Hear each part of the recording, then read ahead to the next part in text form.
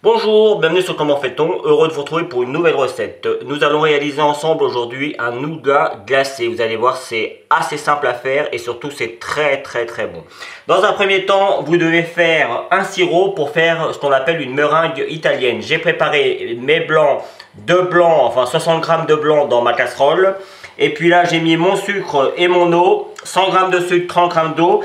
Et je vais amener tout ça entre 115 et 120 degrés. Normalement c'est 117, mais si on est entre 115 et 120 degrés, c'est bien. Alors si vous n'avez pas de thermomètre, quand ça commence à bouillir, vous voyez là, dans ma casserole ça commence à bouillir un petit peu. Vous comptez 5 minutes et normalement on arrive à peu près à la température voulue. Alors c'est pas aussi efficace qu'avec un thermomètre, mais ça marche quand même. Quand mon sirop va arriver à peu près à 100 degrés, je vais commencer à battre mes blancs. Alors ça fera un petit peu de bruit, je m'en excuse à l'avance. Et puis après, une fois que le sirop sera bien chaud, je le verserai sur les blancs. Donc là c'est parti, ça va aller très vite, je vous retrouve dans quelques secondes. Mon sirop est à 117, je vais le verser sur les blancs que j'ai commencé à battre comme je l'avais dit, et je vais mettre à fond. Et on vient en mettant doucement.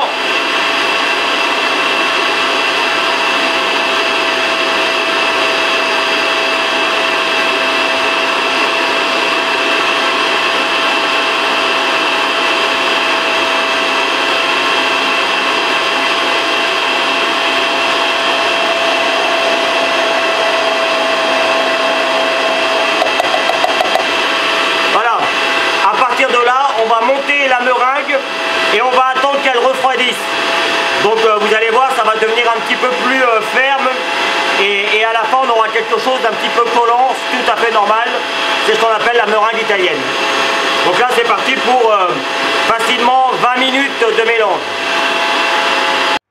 La meringue italienne est maintenant terminée. Voici à quoi elle doit ressembler. Alors juste pour info, en temps normal, j'aurais laissé la meringue dans mon batteur et j'aurais mélangé la crème chantilly que je vais vous présenter juste après directement. Mais là, ça va être plus facile pour vous. Et vous voyez, elle tient parfaitement au fouet. C'est pour ça que j'ai gardé le fouet pour vous montrer comment ça doit être. Et là, ça tient, hein. Il n'y a aucun problème. La meringue, elle est superbe. Et je l'ai mélangé à peu près 20 minutes pour vous donner il faut que le batteur soit froid. De toute façon c'est simple, vous savez, quand on rajoute le sucre, du coup ça chauffe l'ensemble et on le sent bien d'ailleurs quand on touche les parois du batteur. Et vous continuez à toucher les parois et dès que ça devient alors froid, c'est vite dit, mais en tout cas tiède, eh bien on peut enlever tout ça. Donc hop, j'enlève tout ça. Juste, donc je vous explique ce que j'ai fait dans un premier temps.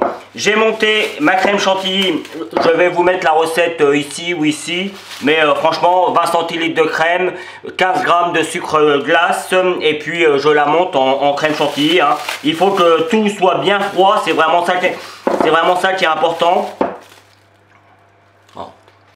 Il faut vraiment que tout soit bien froid, c'est vraiment ça qui est important. Hop, et vous voyez là, elle tient parfaitement et pourtant j'ai rien mis, hein, j'ai pas mis de fixe de crème chantilly ou quoi que ce soit. Là je l'ai monté il y a une demi-heure, je l'ai mis au frigo évidemment et elle tient parfaitement. Le temps que ma meringue se fasse, j'ai également mis au four mes amandes et mes noisettes. Je les avais achetées entières, émondées évidemment, mais il reste la peau et moi ça me va très bien la peau. Et vous voyez, je les ai torréfiées au four. Et après, il ne nous reste plus qu'à les découper en petits morceaux. Vous voyez, pour que ce soit plus simple, on les écrase. Et puis déjà, la majorité se découpe, surtout les noisettes. Et puis après, on découpe avec le couteau en faisant des petits morceaux. Vous voyez, il y a alors plus ou moins gros, hein, parce que c'est bien d'en avoir des petits, c'est bien d'en avoir des plus gros. Le nougat, c'est pas régulier. Donc voilà. Ça, c'est pour les noisettes. Donc je vous donnerai tous les ingrédients, hein, ne vous inquiétez pas. Les noisettes et les amandes. Pour les pistaches, bah, je les ai achetés. Alors il y a un petit peu de raisin parce que je les ai pesés en même temps et j'ai eu du mal à toutes les reprendre avant de les mettre dans le rhum. Mais pour les pistaches, je les ai achetés hachés est directement torréfié, donc il n'y a pas de problème. Donc 50 g d'amandes, comme ça je vais le dire, 40 g de pistaches, j'ai mis 50 g de raisins secs, 60 g de fruits confits et 20 g de noisettes. Et avec les fruits confits et les raisins, j'ai mis 10 g de rhum. Vous voyez que j'ai laissé comme ça. Alors le rhum c'est facultatif. Si vous avez des enfants et que vous n'avez pas envie, et je comprends très bien qu'ils dégustent du rhum pur, parce que là sur le coup il est juste congelé, donc l'alcool va rester. Vous pouvez très bien prendre un petit peu plus. Alors si vous voulez le faire chauffer pour enlever l'alcool, il vous faudra plus que 10 grammes, hein, parce que ça va s'évaporer, donc il vous faudra au moins 30 grammes et il vous restera à peu près 10 grammes. Mais ça vous pouvez le faire.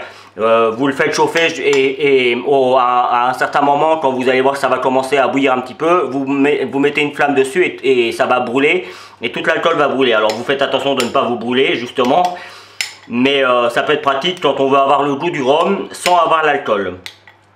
Donc voilà, ça c'est des petites choses que vous devez faire à l'avance, mais franchement il n'y a rien de compliqué, donc c'est pour ça que moi je l'ai fait à l'avance. Et puis évidemment en dernier recours on mettra un petit peu de miel, 20 grammes. Ça, le miel c'est facultatif, moi j'aime bien en rajouter parce que je vais le mettre comme ça. D'ailleurs je pense que je vais le mettre sur mes fruits confits et mon raisin, et puis je vais le mélanger un petit peu avant de l'intégrer au reste, mais comme ça on aura le goût du miel quand même, mais le miel c'est facultatif. Donc voilà, j'ai tout expliqué. Maintenant place au montage. Bien, on reprend donc la meringue, on reprend également la crème chantilly. Alors vous voyez, hein, moi je l'ai fouetté, mais en fait je l'ai juste monté. Et vous voyez, on va venir intégrer à l'aide d'une maryse. Alors la maryse c'est ça, mais ça pourrait être une cuillère en bois, hein, ça va marcher aussi très bien. On va venir l'intégrer tranquillement. Il ne faut pas être pressé là sur le coup. On intègre les deux crèmes ensemble et le but c'est d'obtenir, une fois que tout sera bien mélangé, quelque chose de parfaitement homogène. Donc dès que vous voyez qu'il y en a presque plus, alors vous voyez, hein, j'y vais pas en fouettant comme un fou, hein. Je monte, je descends, je glisse. Pour ceux qui me suivent, ils ont l'habitude. Je descends, je monte, je glisse, et quand ça va vite, ça fait ça. Et là c'est parti. Vous voyez, là moi je considère que je peux en remettre encore un petit peu. Donc d'ailleurs je vais mettre tout, moi j'ai l'habitude, donc je peux me permettre. Mais vous, si vous n'avez pas l'habitude, faites ça en 3 fois. Et là je recommence l'opération jusqu'à ce que justement j'obtienne une crème, la crème à nougat, hein, la crème définitive, sans les fruits évidemment, hein, mais celle qui nous servira de base pour faire notre nougat glacé. Allez, à vous de jouer. Voici ce que l'on obtient une fois que c'est bien mélangé. Alors il peut rester quelques petits morceaux de meringue, mais c'est pas très grave. Au contraire, moi j'aime bien ça. Ça donne un petit côté un petit peu plus puissant quand on va le manger. Donc s'il en reste un petit peu, c'est pas grave. Là elle est vraiment très bien. C'est une crème que d'ailleurs on pourrait se servir pour faire des gâteaux, hein. Il faudrait peut-être l'arranger au niveau du sucre et tout ça, parce que je ne l'ai pas trop sucré, même si j'ai fait un sirop, tout ça, comme vous avez pu le voir au départ. J'ai mis un petit peu de sucre dans la chantilly, mais ça reste quand même pas très sucré. Tout ça simplement parce que je rajoute des fruits confits, je rajoute du miel. Donc si vous voulez travailler ces crèmes en gâteau, il faudra sûrement remettre un petit peu plus de sucre. Donc là, justement, j'ai mélangé mon miel avec mes fruits confits et mes raisins. Et évidemment, le rhum. Hop, on mélange bien tout ça. Là, je ne vais pas m'embêter, hein. Je prends tous mes fruits. Voilà. Les amandes et les noisettes. Les pistaches. Et les quelques raisins secs qui ne seront pas imbibés. Mais c'est pas grave, ça va changer un petit peu de structure, donc c'est plutôt sympa. Et puis maintenant, il ne nous reste plus qu'à mélanger tout ça. Et là, on va obtenir du nougat. Alors évidemment, ça reste du nougat glacé, hein. C'est pas tout à fait comme le nougat que l'on pourrait faire maison. D'ailleurs, j'ai la recette. Je vais vous la donner d'ailleurs. Je pense à la fin de la vidéo, vous allez voir. Si vous voulez faire du nougat non glacé, du nougat maison, je vais vous donner ça. Et vous verrez, c'est assez simple à faire et c'est très bon. Et puis vous êtes sûr qu'il n'y a pas de colorant comme là. C'est que des fruits secs qui sont bruts. Mis à part les pistaches qui ont été concassés, mais bon, il n'y a pas de produits. Les fruits confits, c'est simplement des fruits qui sont cuits dans du sirop. Donc là encore, bon, c'est plus difficile à faire des fruits confits à la maison. Hein, parce que pour faire des fruits confits, il faut changer souvent le sirop. Enfin, c'est toute une... c'est vraiment un vrai travail, c'est un vrai savoir-faire. C'est possible, hein, mais disons que ça demande beaucoup de temps. Donc voilà. La préparation est maintenant terminée. Il ne nous reste plus qu'à mettre tout ça dans des moules. Alors là, il y a facilement pour 6 personnes. Hein. Allez, pour mettre dans les moules, vous voyez, moi j'ai pris des moules ronds, un peu forme bûchette. Mais évidemment, vous pourriez mettre la préparation dans un saladier et puis vous servir comme ça. Hein. Faire des petites boules de glace classiques. Moi, c'est juste pour la présentation, ça va être plus joli. Et vous voyez...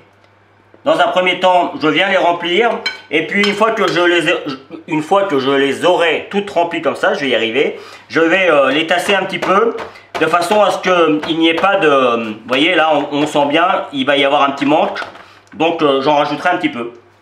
Voilà. Et puis après, une fois que c'est terminé, on lisse bien et c'est parti pour au minimum... Allez, 6 heures minimum au congélateur, mais le mieux c'est de les faire la veille et puis vous les mangez le lendemain. Comme ça, c'est top. Donc, du coup, moi je finis de remplir tout ça. Je les mets au congélateur et puis je vous retrouve pour la fin de la vidéo où je vais faire une petite décoration. Probablement que je ferai un petit coulis à la framboise pour mettre autour, de façon à avoir quelque chose de joli. Évidemment, je ne le fais pas devant vous parce que là, c'est facultatif. Je vous donnerai la recette quand même, soit au niveau des fiches que vous avez là ou là, ou soit au niveau de la description. Comme ça, si vous avez envie de le faire, vous pourrez le faire. Allez, je vous retrouve. Donc, pour vous, ce sera dans quelques secondes, mais pour moi, ce sera dans plusieurs heures. Et voici le résultat final. Alors juste pour info, à démouler c'est un petit peu délicat, c'est normal, hein, c'est quand même assez riche en sucre. Il y a de la meringue italienne et quand il y a de la meringue italienne, ça reste toujours, c'est glacé mais ça reste toujours plus ou moins mou. Je sais pas trop comment l'expliquer, vous le verrez quand vous le dégusterez, mais c'est franchement très très bon. Puis vous voyez, si on fait attention, on peut obtenir quelque chose de vraiment très joli. J'ai fait mon petit coulis à la framboise comme je vous avais dit. Je vous donnerai la recette. J'ai mis 2 amandes que j'avais gardées entières par dessus et puis voilà, ça fait un petit décor sympa. Après, libre à vous de faire tout ce que vous voulez comme décor. Voilà, vous allez voir apparaître tous mes liens pour aller sur mes réseaux sociaux. N'hésitez pas, faites-vous plaisir. Et puis si vous continuez encore un petit peu plus loin, vous allez avoir le lien qui va vous permettre de vous abonner à ma chaîne YouTube si vous ne l'avez pas encore fait. Évidemment, le lien qui va vous amener sur mon site www.commentfaiton.com où vous retrouvez l'ensemble de mes recettes. Et je vous donne 2 autres recettes, probablement, comme je l'ai déjà dit, du vrai nougat maison. Et puis, je vous donnerai une autre recette de glace tout aussi simple à faire que celle-ci. À bientôt sur Comment Fait-on. Merci pour votre fidélité. Salut!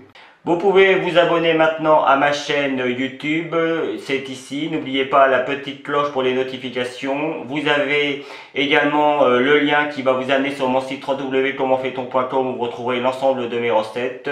Et je vous donne 2 autres recettes ici qui vous seront très utiles. À bientôt sur Comment Fait-on.